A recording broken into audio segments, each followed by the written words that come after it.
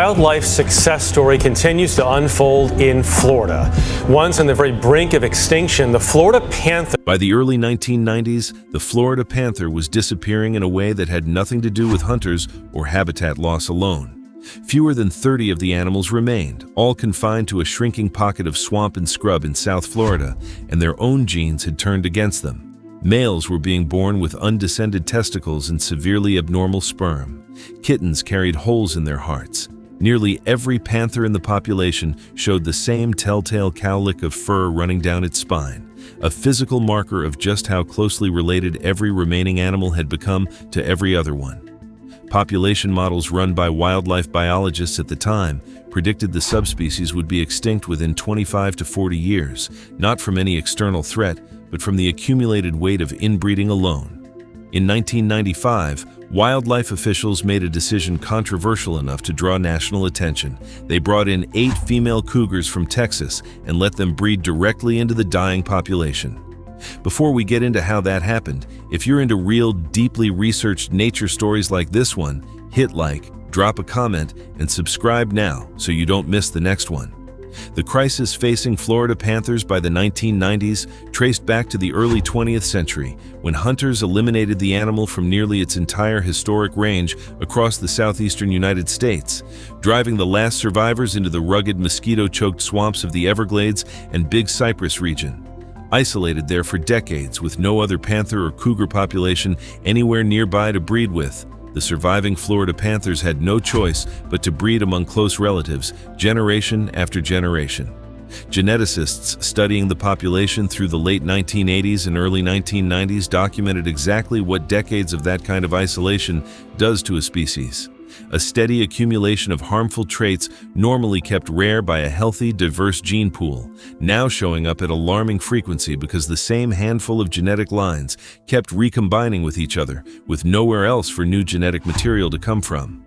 Long before the 1995 rescue was ever proposed, biologists had already been tracking Florida panthers closely enough to watch the crisis develop in real time. A radio collaring program launched in 1981 by the Florida Game and Freshwater Fish Commission gave researchers an unusually detailed, individual-by-individual picture of the population through the 1980s, documenting exactly which animals were breeding with which relatives and cataloging the physical abnormalities showing up generation after generation with increasing frequency. That decade and a half of pedigree data, essentially a detailed family tree for nearly the entire wild population, became essential once the genetic rescue began, allowing researchers to trace precisely which post-1995 panthers descended from the Texas females and which did not, and to compare health outcomes between the two groups with a level of precision rarely available in wild carnivore research. The physical signs of inbreeding depression documented in Florida panthers through the late 1980s and early 1990s went well beyond the cowlick and kinked tail that became the population's most visually recognizable markers. Veterinarians examining captured panthers found atrial septal defects, small holes in the wall separating the heart's upper chambers, present at a rate far higher than would be expected in a healthy, genetically diverse population. Male panthers showed elevated rates of cryptorchidism, a condition in which one or both testicles fail to descend properly, along with sperm samples containing unusually high proportions of malformed, poorly motile cells, findings that directly threatened the population's ability to reproduce successfully even before accounting for how few animals remained in the first place.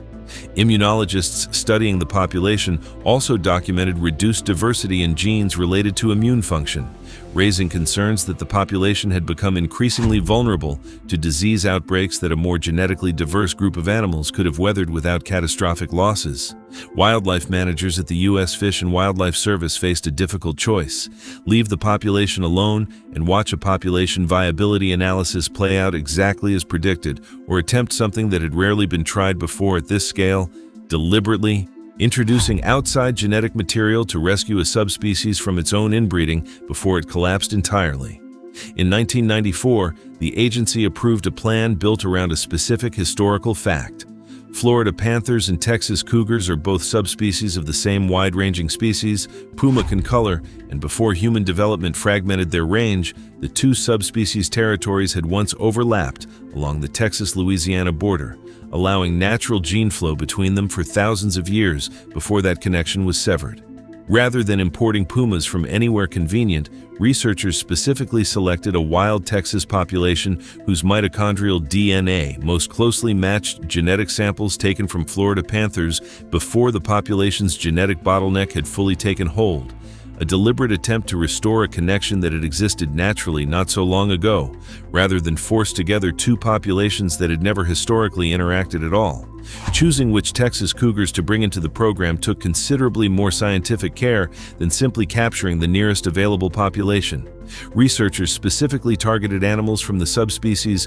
Puma concolor stanleyana, native to a wild, genetically robust cougar population in Texas, and used mitochondrial DNA analysis, genetic material passed down through the maternal line largely unchanged across generations, to identify which modern Texas cougars carried genetic signatures most closely matching historical Florida panther samples collected before the population's isolation had fully taken hold. That matching process meant the 8 females ultimately selected represented, as closely as modern genetic science could determine, a reasonable approximation of the same genetic lineage that would have naturally mixed with Florida's panther population centuries earlier, before human development severed the connection between the two groups entirely. In 1995, 8 female Texas cougars were captured, transported, and released into South Florida's panther habitat.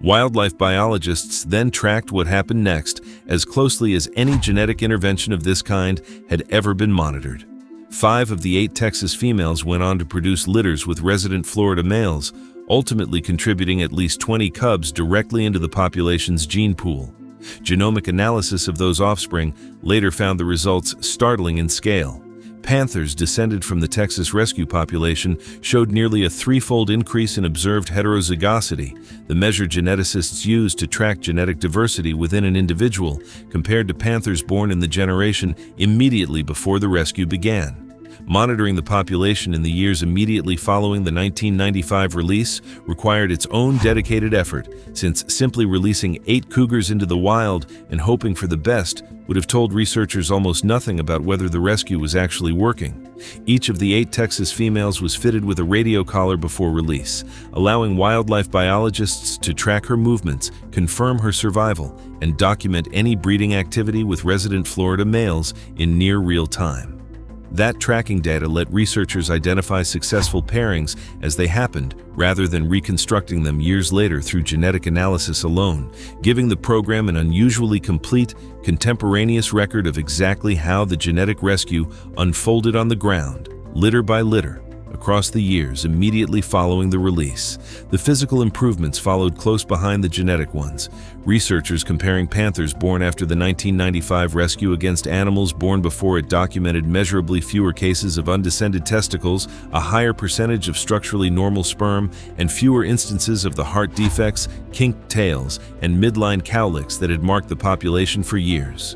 Population size responded just as clearly. The number of adult and subadult panthers estimated to be living in South Florida grew more than 4-fold in the 2 decades following the rescue, climbing from fewer than 30 animals in 1995 to a minimum estimated size of 119 adults and subadults by 2015, with more recent counts suggesting the total population, including kittens, now approaches 200. One detail of how the program was designed and later concluded mattered enormously for how conservation geneticists would come to view its long-term success.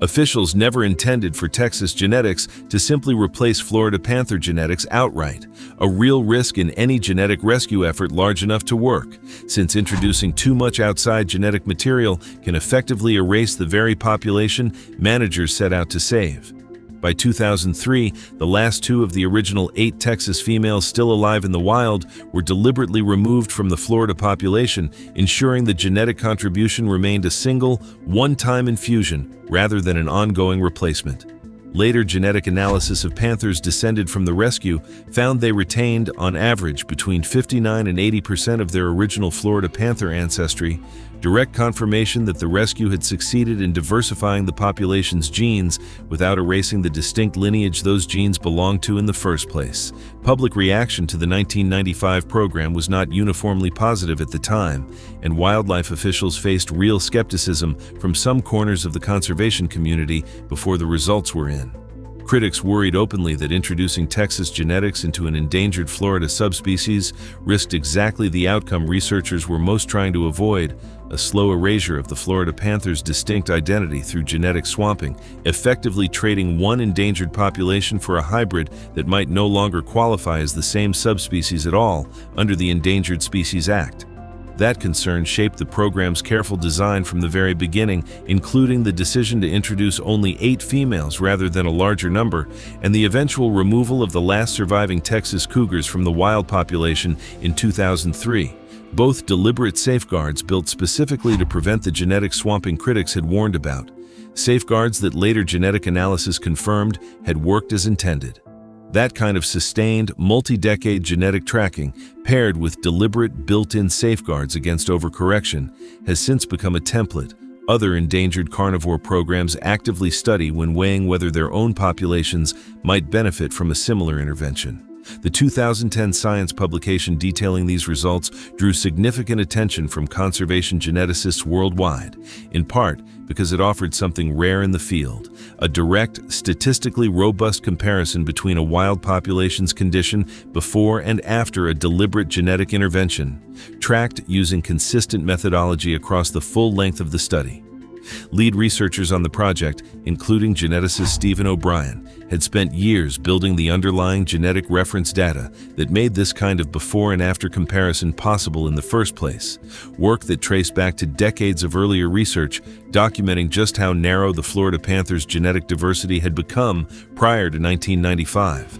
That foundation of prior genetic research is part of why the Panther program has held up so well under scientific scrutiny in the years since, and why more recent, more advanced sequencing techniques applied to the same population have continued confirming the original 2010 findings rather than overturning them. Genetic rescue as a conservation strategy did not begin with Florida panthers, though the program remains one of the field's most thoroughly documented successes.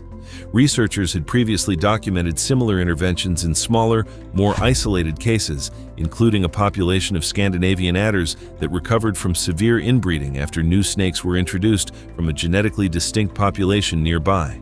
What set the Florida Panther program apart was its scale and its rigor. A free-ranging population of a large, wide-ranging carnivore monitored continuously before, during, and for decades after the intervention, with results eventually validated through both direct genomic sequencing and multi-generational population tracking. That combination has made the Florida Panther rescue a standard reference point cited in genetic rescue research involving other endangered species worldwide, including later, similar interventions considered for isolated wolf populations and other small inbred carnivore populations facing comparable extinction risk.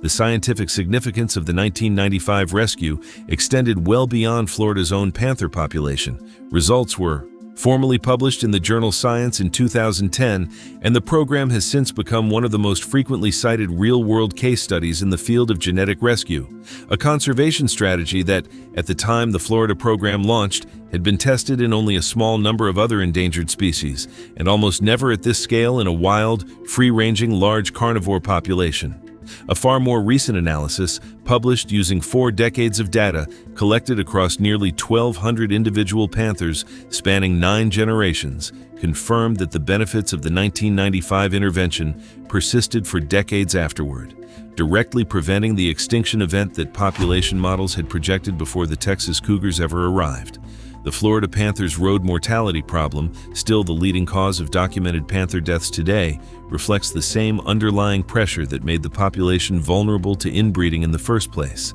Continued habitat loss and the population's overall small size still leave the subspecies vulnerable in ways a single genetic intervention, however successful, cannot fully resolve on its own. What the rescue did prove, definitively, and with 3 decades of data behind it now, is that a population standing on the edge of genetic collapse could be pulled back from that specific brink using nothing more exotic than 8 cats driven east from Texas and released into a swamp, given the chance to do what their 2 subspecies ancestors had already been doing naturally for thousands of years before anyone drew a state line between them. If you enjoy real verified conservation stories like this one, like this video, leave a comment letting me know what you thought and subscribe for more. I will see you in the next one.